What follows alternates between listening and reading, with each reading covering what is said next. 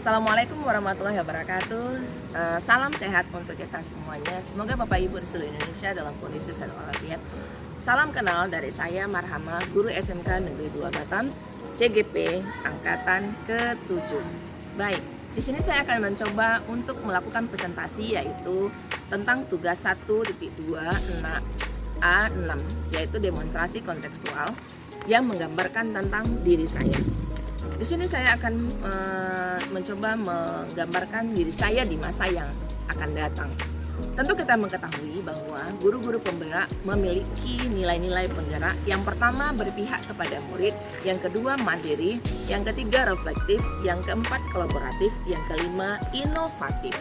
Nah, saya memiliki harapan dan impian di masa depan, yaitu saya ingin menjadi guru yang menyenangkan bagi siswa dan siswi saya sehingga dapat menumbuhkan minat dan bakat siswa.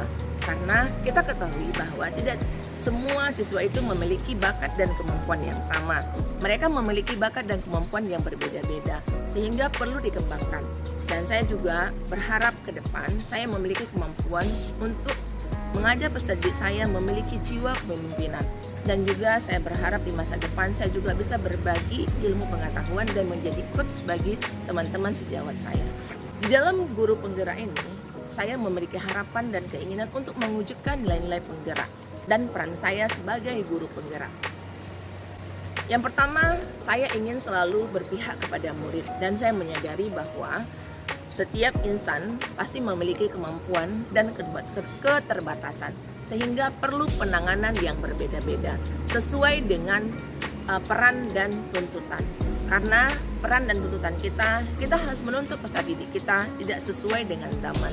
Karena peserta didik menuntut sesuai dengan kodrat alam dan kodrat zamannya.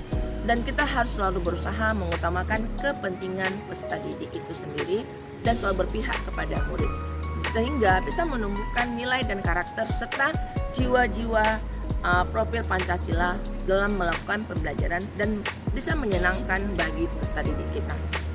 Dan kita sebagai seorang guru harus selalu berpihak kepada murid.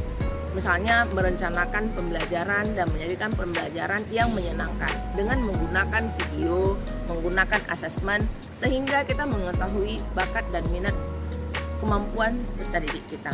Kemudian melakukan analisis kebutuhan diagnostik sehingga guru tahu dan bisa memetakan siswa sesuai dengan kemampuannya. Kemudian kita harus membuat modul yang berdiferensiasi dan berfokus kepada pembentukan karakter profil Pancasila. Dan kita harus bisa melakukan pembelajaran yang bisa melatih siswa berani untuk mengungkapkan atau bicara di depan umum. Yang kedua adalah kita harus menanamkan nilai-nilai mandiri. Sebagai seorang guru penggerak, kita harus mampu memunculkan motivasi kepada diri sendiri, melakukan perubahan pada diri sendiri, dan juga kepada peserta didik, dan juga kepada lingkungan di mana kita memberikan pengaruh atau perubahan setelah kita mengikuti kegiatan pembelajaran atau ilmu pengetahuan sehingga memberikan pemikiran-pemikiran yang bervariasi sehingga kita bisa tularkan kepada teman sejawat kita dan juga kepada siswa. Di dalam kemandirian, kita selalu melakukan rutinitas berkesinambungan, yaitu dengan melakukan diklat, melakukan perubahan sesuai dengan harapan yang diinginkan oleh Ki Hajar Dewantara, misalnya melakukan perubahan dan menanamkan kedisiplinan kepada murid. Tidak lagi kita melakukan hal-hal yang tidak berpihak kepada murid, tetapi kita selalu melakukan hal-hal yang memberikan kemandirian. Kemudian melakukan perubahan dalam diri sendiri dan membantu lingkungan dan memberikan motivasi serta membantu orang-orang lain yang ada di lingkungan kita sehingga mereka menjadi pribadi-pribadi yang mandiri. Ketiga adalah reflektif. Dalam melakukan reflektif, saya selalu ingin melakukan evaluasi pada diri saya. Itu memang saya lakukan setiap selesai pengajaran. Tujuannya saya ingin melihat feedback ataupun dari daya tangkap daripada siswa saya, dan mereka memberikan masukan-masukan yang positif dan negatif di dalam melakukan pembelajaran kepada siswa tadi, sehingga saya bisa memperbaiki dan melakukan ini secara berkesinambungan. Di dalam reflektif, saya biasanya melakukannya setiap akhir pembelajaran, dan meminta masukan-masukan yang sesuai dengan apa yang mereka lakukan. Saya harus menyampaikan kepada siswa mereka berani mengungkapkan sesuai dengan pola pikir mereka, yaitu dengan reflektif, baik itu berdiskusi dengan sesama sejawatnya atau melakukan hal-hal yang memberikan masukan positif kepada saya, dan yang hal-hal negatif juga biar di masa depan tidak muncul lagi hal-hal seperti itu. Kemudian di dalam reflektif saya juga mencatat atau mengevaluasi pembelajaran yang saya lakukan untuk perbaikan saya dan peserta didik ke depannya. Kemudian saya selalu berpikir terbuka. Saya selalu di akhir pembelajaran menyampaikan kepada peserta didik saya bahwa silakan kalian memberikan masukan kepada saya, silakan kalian memberikan apa yang kalian pikirkan itu demi bersama-sama, sehingga siswa dan siswi serta saya di dalam mengajar itu memberikan satu kesan yang sangat menyenangkan.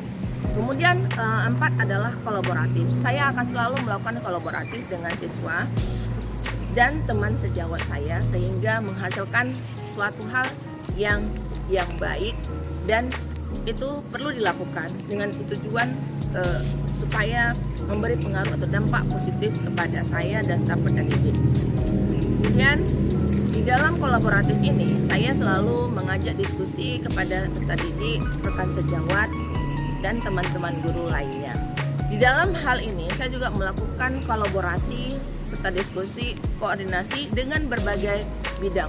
Kalau di SMK biasanya terdiri dari berbagai jurusan. Nah, saya selalu berharap di masa depan saya bisa melakukan kolaborasi dengan semua jurusan sehingga memberikan satu perubahan yang baru, memberikan dampak yang positif, melakukan perubahan-perubahan itu.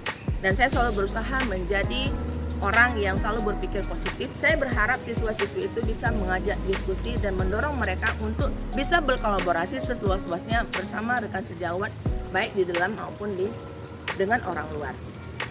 Yang kelima adalah yang terakhir, kita sebagai guru harus selalu inovatif, memunculkan ide-ide kreatif sehingga siswa itu berpikir kritis dan bernalar kritis sehingga dapat mengembangkan media pembelajaran ini dengan baik, sehingga mereka juga bisa menangkap atau isu-isu perkembangan dunia pendidikan dan dunia pembelajaran dengan cara mengembangkan kreativitas, kemampuan, dan menyajikan keterampilan mereka. Dan saya sebagai seorang guru juga tentunya harus memperhatikan model-model pembelajaran yang strategis, bervariasi sehingga tidak membosankan pada peserta didik saya.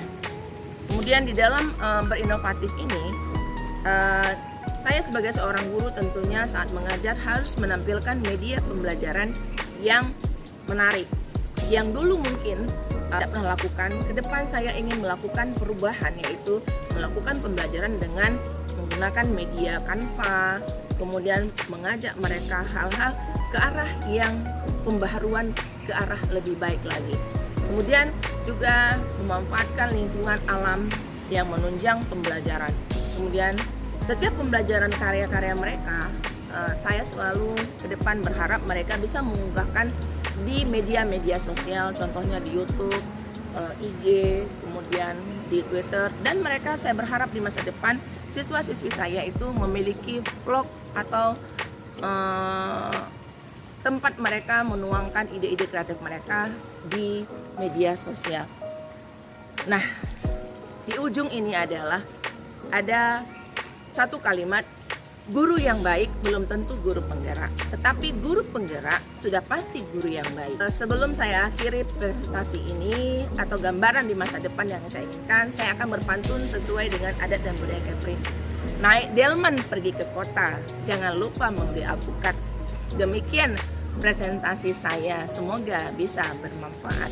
Terima kasih, mohon maaf. Assalamualaikum warahmatullahi wabarakatuh. Salam KGP.